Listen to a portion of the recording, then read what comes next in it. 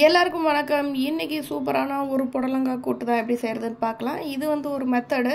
இன்னொரு method of புடலங்காய் கூட்டு எப்படி செய்கிறதுங்கிற வீடியோ நான் எடுத்து போடுறேன். முதல்ல இந்த மெத்தடில் பார்த்திங்கன்னா இதே மாதிரி தான் பாசிப்பருப்பு கடலைப்பருப்பு கொஞ்சமாக தேவைக்கு எடுத்துக்கோங்க.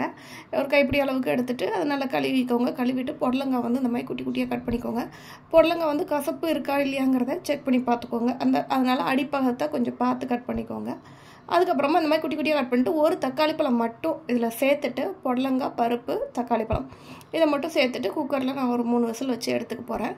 இப்போ இதுக்கு தேவையான தேங்காய் கலவை அரைச்சிக்கலாம். அதுக்கு ஒரு சில அளவுக்கு தேங்காய், ஒரே ஒரு பச்சை மிளகா எடுத்துக்கிறேன். பச்சை மிளகா, அப்புறம் 2 பல் பூண்டு இதையும் சேர்த்துட்டு கொஞ்சமாக சீரகம் அதையும் சேர்த்துட்டு இதை நல்ல ஒரு பேஸ்ட் மாதிரி அரைக்கணும். இது கூடவே நீங்கள் மல்லித்தலை போட்டுக்கலாம். மல்லித்தலை போட்டால் நல்லா வாசனையாக இருக்கும். கலர் கொஞ்சம் க்ரீனிஷாக இருக்கும்.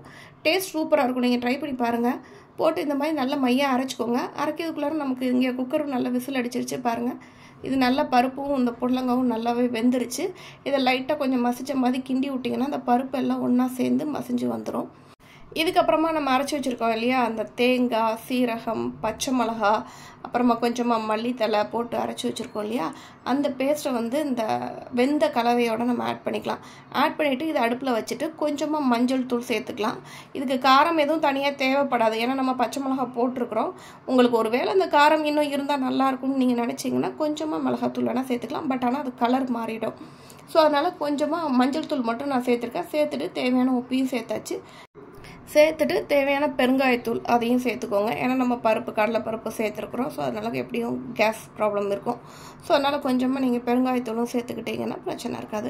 ஸோ பெருங்காயத்தூளும் சேர்த்துட்டு இந்த தேங்காயோட பச்சை வாடை நல்லா போகிற வரைக்கும் அதை கொதிக்க விட்டுறலாம். அதுக்கப்புறமா இதுக்கு தேவையான தாளிப்பு ரெடி பண்ணிடலாம்.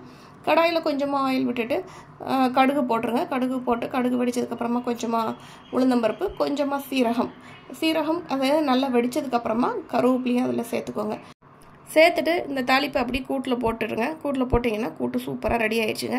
நல்ல சூடான சாதத்தில் இந்த கூட்டு போட்டு சாப்பிட்றதுக்கும் நல்ல காரக்குழம்போட சாப்பிட்றதுக்கும் அருமையாக இருக்கும். குழந்தைங்க, சின்ன குழந்தைங்களுக்குலாம் நீங்கள் இந்த கூட்டு போட்டு மதிய சாப்பாடு நீங்கள் விட்டுறலாங்க. ஒரு 6 மாதம் குழந்தைக்கு அப்புறமே நீங்கள் இது போட்டு கொடுக்கலாம். ரொம்பவே ஹெல்த்தியும் கூட. கொஞ்சமாக நெய் சேர்த்துக்கோங்க. மறக்காமல் நீங்களும் உங்கள் வீட்டில் ட்ரை பண்ணி பாருங்கள். பிடிச்சிருந்தா சப்ஸ்கிரைப் பண்ணுங்கள். தேங்க்ஸ் ஃபார் வாட்சிங்.